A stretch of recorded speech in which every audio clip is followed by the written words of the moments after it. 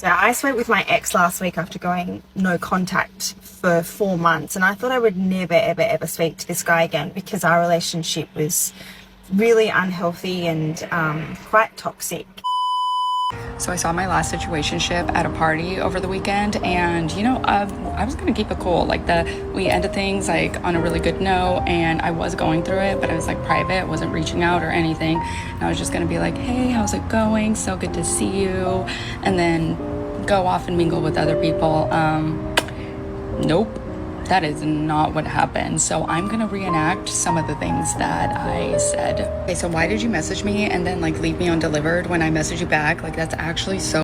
Do you wanna look at all of our old photos together? Why did you tell me you loved me? Like that's so crazy. And then you switched up on me? This one time I was watching you sleep. You wanna go dance? Do you have a girlfriend? Wait, do you have a girlfriend? Like, are you seeing somebody? I'm sorry, will you walk me home? Cancel the Uber right now. Like you're not leaving. Cancel the Uber. I listen to our song all the time. Do you want to make out? Thanks for walking me home. Do you want to cuddle? Do you like my outfit? Do you know how fucking pissed I was when you said that? Can you unbutton your shirt like one more button? Hey, let's go make out. I thought you were different. I thought you were better than the other guys. Are you still obsessed with me? I feel like you're still obsessed with me. I just need to know, did you guys hook up? Like it's fine, it doesn't matter anymore. God, I always think about that one time where I miss dancing with you. God, I love this. I miss this so much. Oh my God, I fucking hate you. Like what the Women will only remember 3 things, and that's the good they did to you, the bad you did to them, and the things you could have did that you didn't do. All your time, money, energy, sacrifices, that shit's all out the window, forgotten. On top of the selective hearing they got selective memory. Don't let that get over your head. What's good, guys? It's your boy Josten J coming to you with another video. Let's cook, boys. Let's cook. All right. Women admit they hate when men move on and go no contact in modern dating. We got action. Let's cook.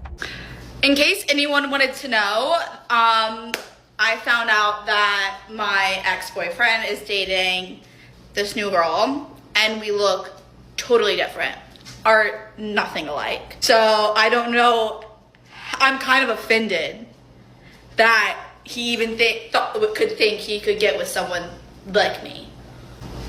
Biggest downgrade ever.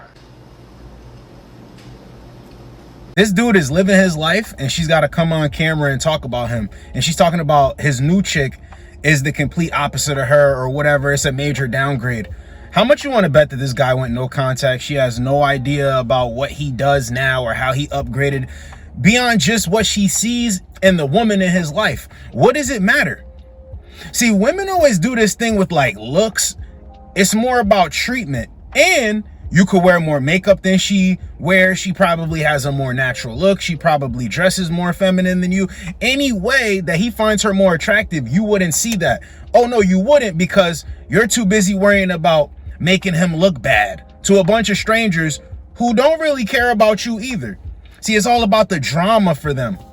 But the only reason that they're starting the drama is because that guy is not going back and forth with them. She doesn't feel like she has a leg up on him. If this dude was still in communication with her and he's like, life is so tough right now, things are hard for me, you know, I've fallen down, I'm trying to pick myself back up, she would feel good about herself. She'd be like, she would actually feel good about herself. But because he looks like he's thriving, now she has to talk down on him. It's crazy, bro. Let's get the next one. Texting this guy that I want to keep as just my friend, but he just got my number the other day and he's like, that's fine. Like I told him I'm not dating and he's like, that's fine. We can just be friends, whatever. But like, he's cute. He's so cute. He's like got a jawline. You know what I mean? And I'm like, okay. We can just be friends. I can just be friends with him. Even though I'm like, I think about him and my whole body is like, you know. And then yesterday he didn't text me back for like an hour and I felt myself wanting to delete his text thread and I was like, okay. How does no contact ever give you a bad return when they operate like this? Now, remember what I tell you guys, they can think you're the guy. They can think that you're good looking, but they have to run this test to confirm that you're the guy, and it backfires on them sometimes. This is the perfect example of that. So you find him attractive, but you want to keep him around to play games with him. And then she quickly figured out this ain't that. He taught her a lesson. Just go away. Don't go back and forth. He doesn't even know she's playing with him. Before she can even start playing with him, I'm good. This will backfire on them. This is why I tell you guys, it's in your best interest to go no contact. Like how I do it, I don't even think of it as that. I'm just like, okay, NVM. Or sometimes I say nothing at all. You don't owe them anything. You really don't owe them anything. If anything, you owe it to yourself to respect yourself and move how you want, but conduct yourself like a gentleman, not a sucker. There's a difference. Let's get the next one. My husband and I have been separated for about 2 months. Today I received a message from him saying that he's going to be removing me from the car insurance. And when I asked him when my last day with insurance would be, he said it's tomorrow. So I have to shop around. I have to find my own car insurance. And I had previously asked him if he could just keep me on there and I would give him my part of the insurance since that would be cheaper for me. But he says he prefers to just remove me. So tomorrow I'll be without insurance. I have the kids 4 days a week and he has them 3. And since his family is there, he is able to work as much as he used to before when I used to stay at home. But I have nobody to help me watch my kids. And I'm really not going to leave them with just anybody. So I can only work 3 days a week. I make $120 a day. Sometimes I work Saturdays. I make $60 on Saturdays. So that means 1 week I make $420 and the other one I make $360. So I thought it would be okay if he just kept me in the insurance and I would give him the money, which would be around $100. But today again he said no. So I've been looking, it's around $200 for me to get it by myself. And right now it just feels like I can't do it. I know I can, but it just feels like I can't. And it really sucks because it feels like all of this is my fault. Everything that's happening is my fault because I was the one that decided that I wanted to be separated. I was the one that decided to leave the house. And I left because I needed to work and I couldn't work where we lived because we have no family there. I had no support at all. And I still really don't. But at least the kids can be with him 3 days a week and then I can work a little bit. And I don't even know why I'm crying over this, but again, it just feels like I've made the worst mistake. I feel like my life is falling apart. I feel like I can't provide for my kids. I feel like I can't be a good mom to them. She wanted to divorce this guy. He gives her what she wants and then she still expects this dude to take care of her. I've seen for years on this channel guys comment, how do I go no contact on my child's mother? How do I go no contact on my ex-wife? Listen, if it doesn't have anything to do with the kids, nothing at all, do not engage. I repeat, do not engage. It's the same thing. You're going to have to be in contact with them because of the children. But other than that, don't speak to them. Don't give them updates on your life. Don't tell them anything because depending on how good you do, you'll be back in court. They know you're doing good, they'll try to bring drama to you.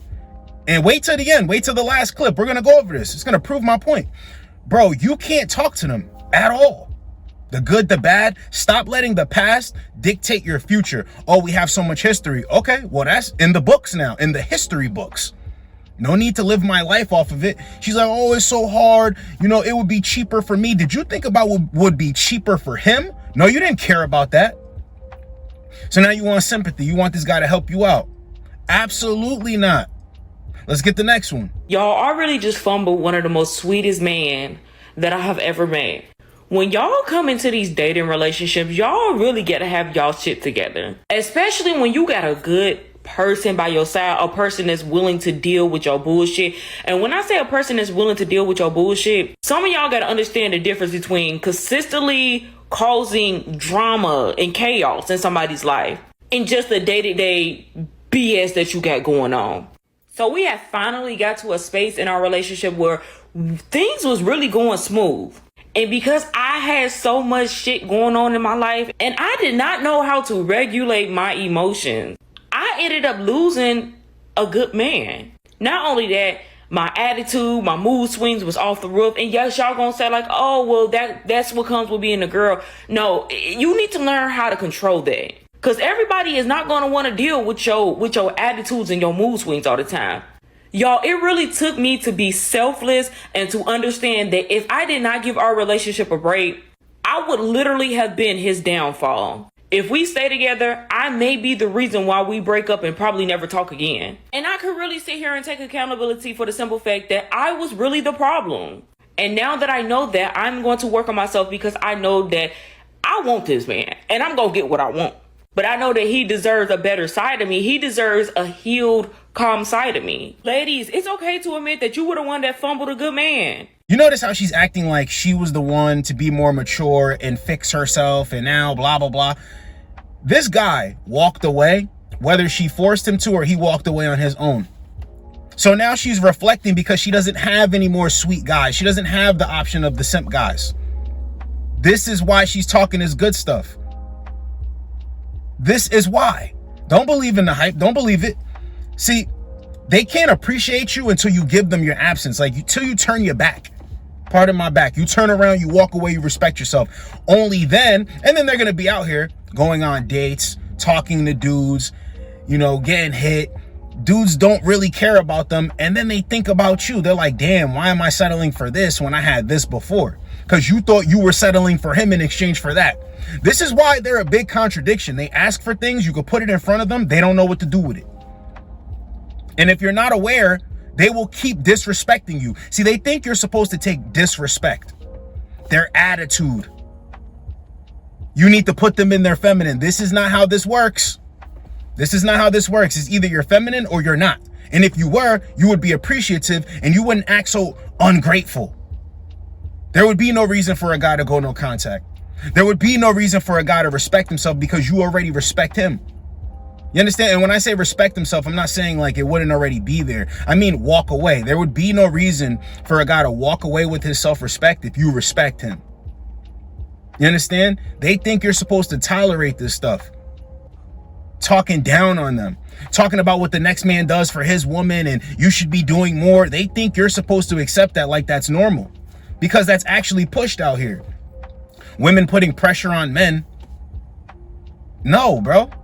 Absolutely not. If you're not happy where you're at, go on. But you can see they act like they're not happy where they're at until later down the line. And they're like, damn, I wish I would have just stayed put and appreciated what I had. But it's too late. Let's get the next one. Oh my God. Please tell me you're recording this, please. You are crazy. I'm so tired of you. I'm so tired of you. Stop it. So tired of you. You are making this so much worse. Please tell me you're recording this, please. You are going to lose custody of Damien for this. Why would you do this? Why would I lose custody when you... Look at you. You broke my window. Let go. Can you stop? Like, what the... Stop. Okay, now this is the one I want to get to. Peep the passenger side of the car. You see the hand, right? How much you want to bet that this guy moved on, started another family, found a woman, and now he's thriving? And you know he got bread and his life is in order. He ain't freaking out about the window. He went no contact, like I said before. It has nothing to do with the kids. I don't talk to her. This is how men need to operate with women that they have children with, bro. Especially if she's on this type of timing. It burns them to see you move on, bro, and be happy without them. It really does. Dude, and when I mean no contact, he's letting the lawyers talk. He's letting the lawyers talk. He's letting the money talk. He's not talking to her no more, going back and forth with her. For what? It doesn't work. Look at how crazy this woman looks.